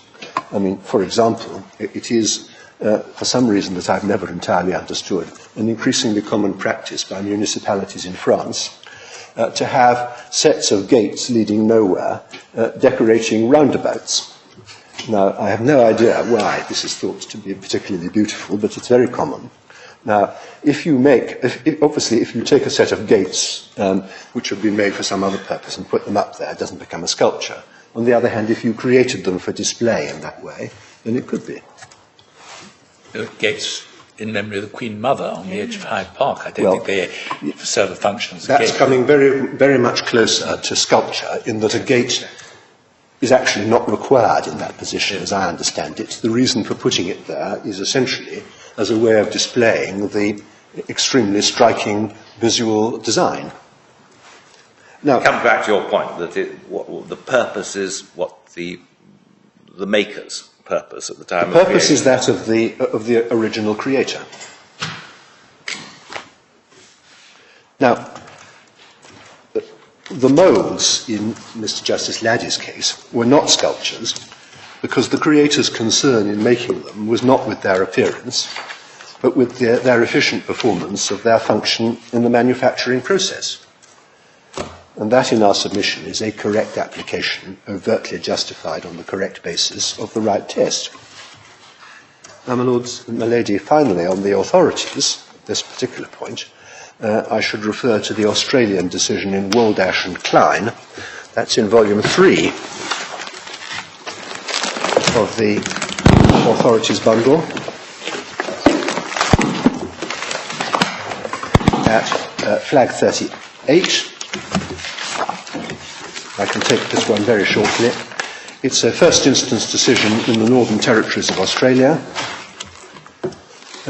about a group of models of animals made out of wire and glass, which were sold apparently as tourist souvenirs. They were held to be sculptures under a Commonwealth statute corresponding to the United Kingdom Act of 1956.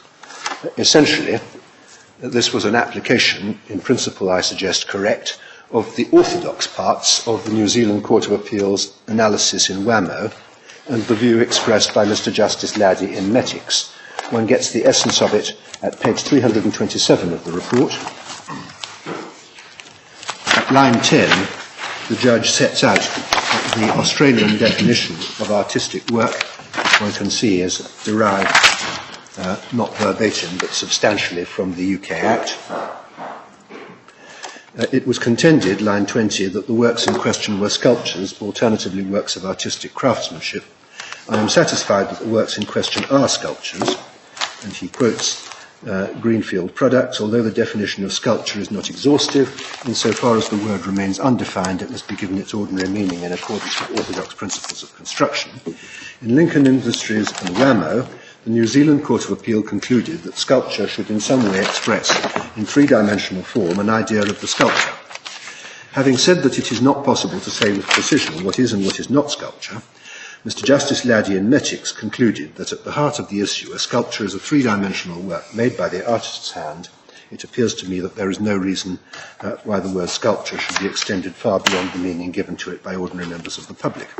I am satisfied that the works in question are sculptures. They are three-dimensional craft pieces, handmade with a degree of skill in the medium employed, which are designed to have aesthetic appeal to potential purchasers.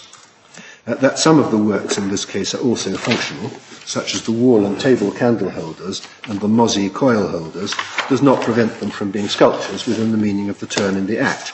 Although in Wamo Manufacturing, the New Zealand Court of Appeal concluded that it was inappropriate to regard utilitarian objects, such as flying discs manufactured as toys by an injection moulding process as items of sculpture for the purpose of the Copyright Act, this was so because they lacked any expressive form of the creator and any idea which the creator seeks to convey. The words in question here demonstrate the expression of such ideas. Now, in our printed case, we have referred to the approach of the law of Germany and the United States to what are, on the face of it, very similar issues. And I'd like just to turn to that point now. Can I just ask, how do you distinguish sculpture from work of artistic craftsmanship, which the court goes on to consider and which appears in the section there? A work of artistic craftsmanship means it's a very difficult category on which there's a considerable volume of rather inconsistent authority, but basically the category was created for primarily functional works, but which had an aesthetic aspect to them independent of their functional requirements. The best definition, I would suggest, and I'm going to say something about artistic craftsmanship later, is that of the High Court of Australia in a case called Burge and Swarbrick, which defined a work of artistic craftsmanship as a functional work with an, I'm not quoting, but with an aesthetic feature to it, which is unconstrained by functional considerations, therefore independent of its functionality. And it was essentially created as a matter of history because of the growing importance of the arts and crafts movements to deal with things like pottery or furniture, which had some particular non-functional aesthetic appeal in their, for example, in their mouldings, or particularly in the case of furniture.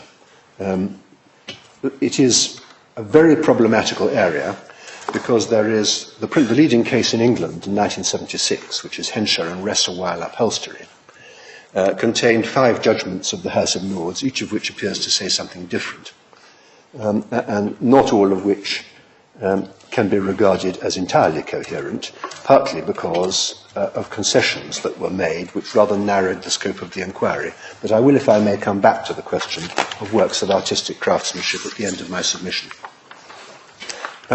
In our printed case, we've referred to the law of Germany and the United States.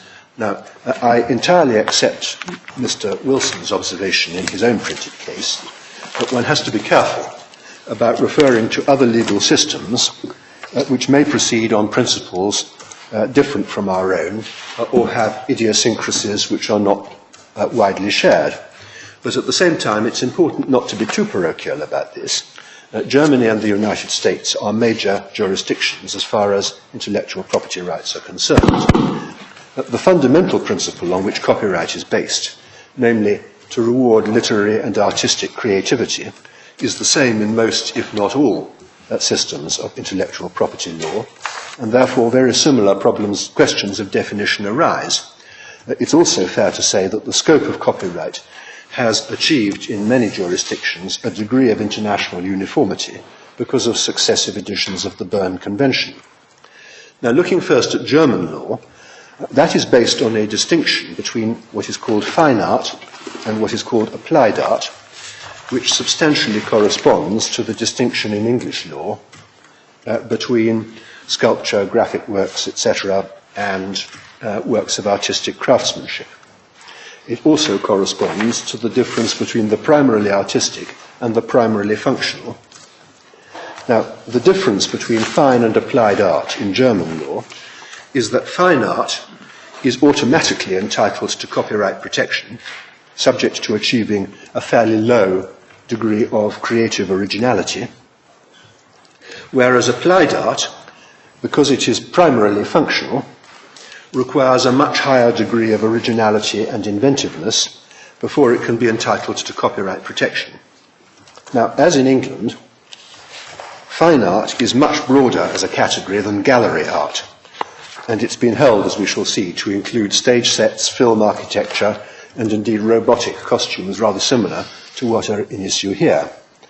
If the court would be kind enough to take up bundle 4 of the authorities bundle,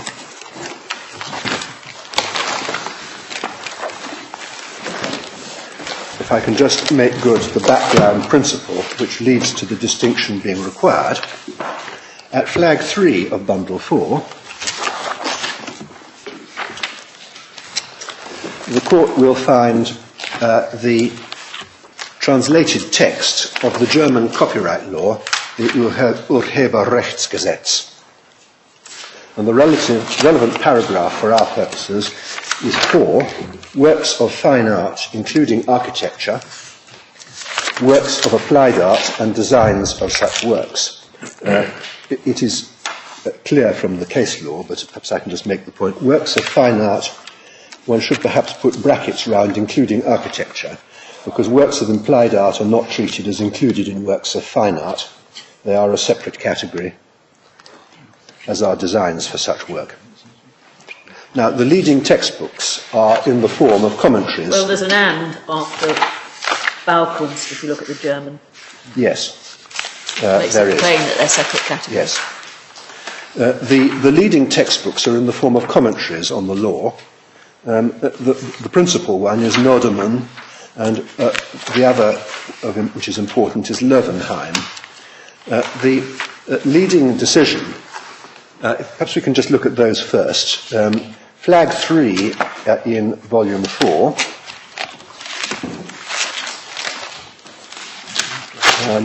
Sorry, that was Norderman. Is it volume 2, 3 rather? I may have got the wrong volume.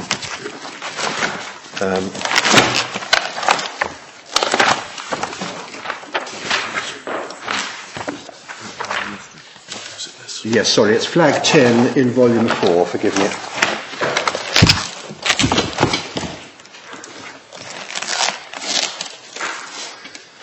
But you're saying in the German translation that works of fine art include architecture and nothing else?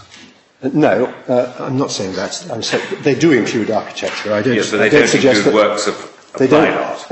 Works of applied art are a distinct category from works of fine art. Including architecture is only a qualification on the category works of fine art. Is there authority for that? Well, you'll see in the cases we're about to look at that they are all based on a distinction between fine and applied art. So the latter cannot be included in the former. It's not obvious from the text. No, it's not. Especially when you have the German text is a bit clearer. The German text. Well, I'm not sure it is, but we'll talk about it. The and, it seems to me, if anything points in the opposite direction, especially when it's followed by another singular. There we are. I don't think there'll be any doubt about it when we've looked at the commentaries or the We'll case. look at it. Right. If you just look at Norderman first, which is behind flag 10 in this bundle, paragraph 137, the heading is classification. Fortunately, the Copyright Act does not have to answer the question what art is. To begin with, Section 2, paragraph 1, number 4, pertains only to fine arts, applied arts and architecture.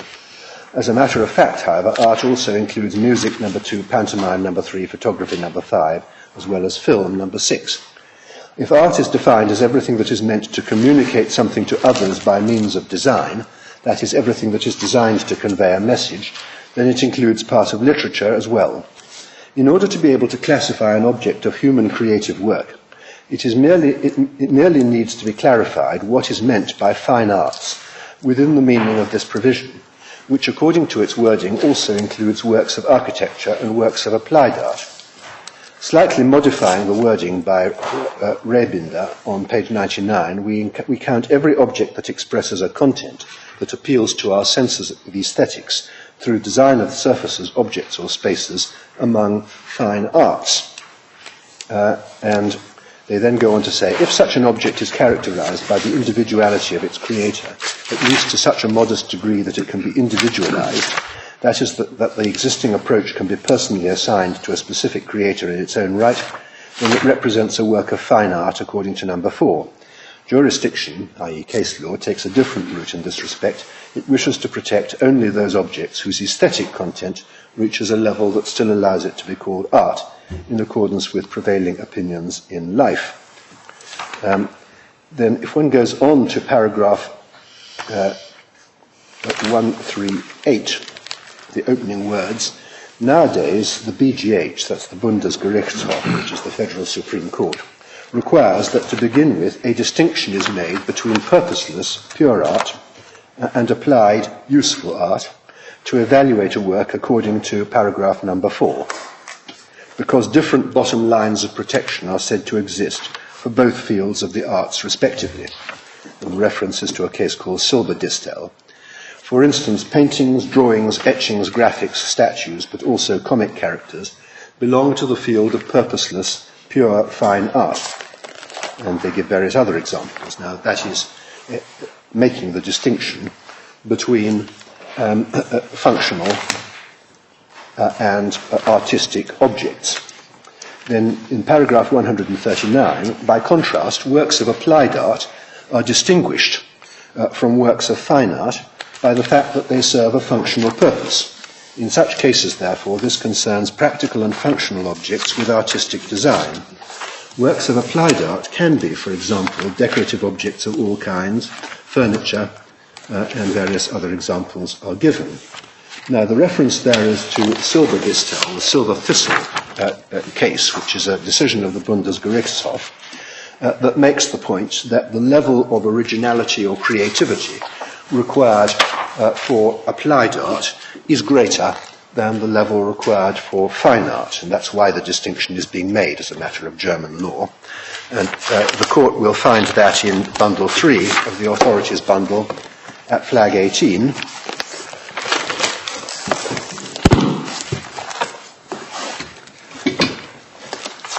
This is the Silbergistel case, as translated, and it is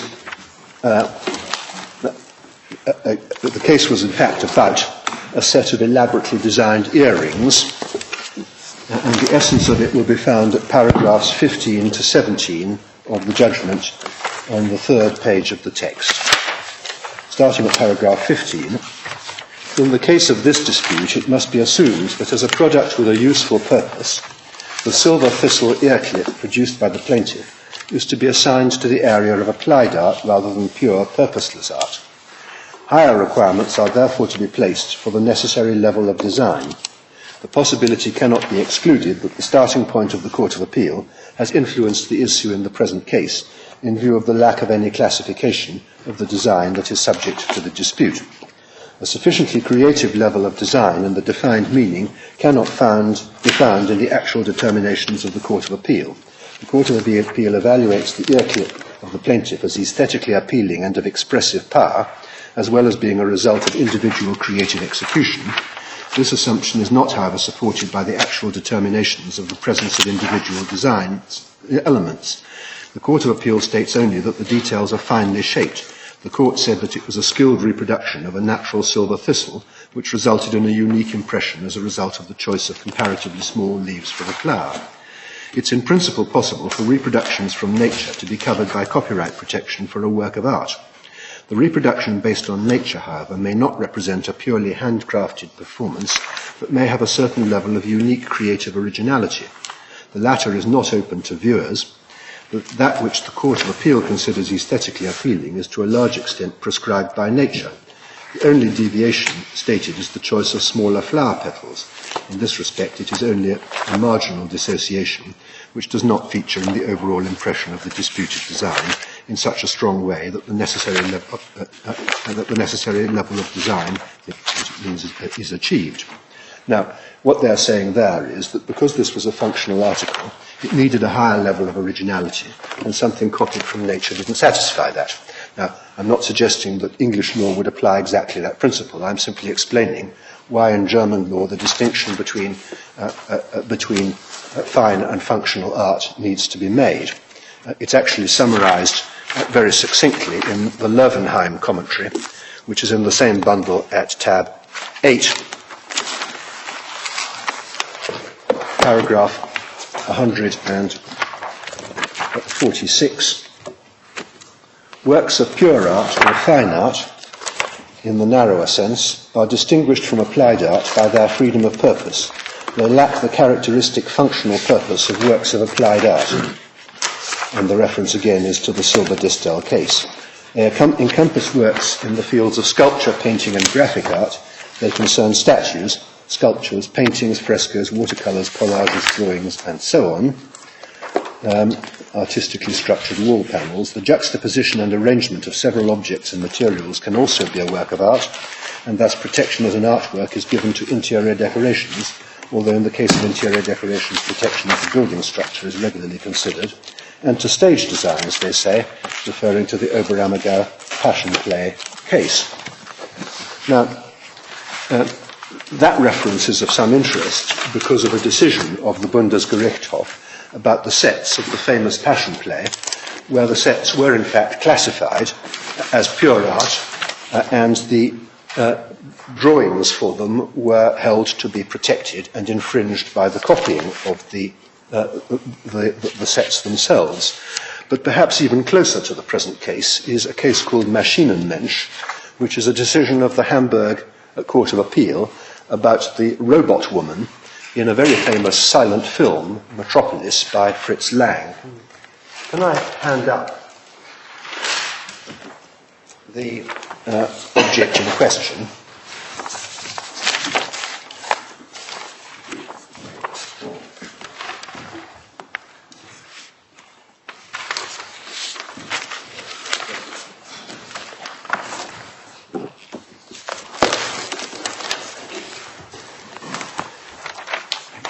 This was the robot woman whose get-up was held to be an artistic work in the Maschinenmensch case, the report of which will be found in Flag 26 of Volume 3.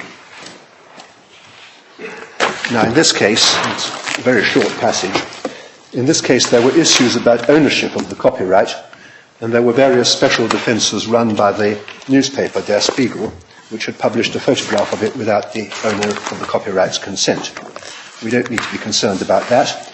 The essential point is stated in the headnote in the short passage from paragraph 2.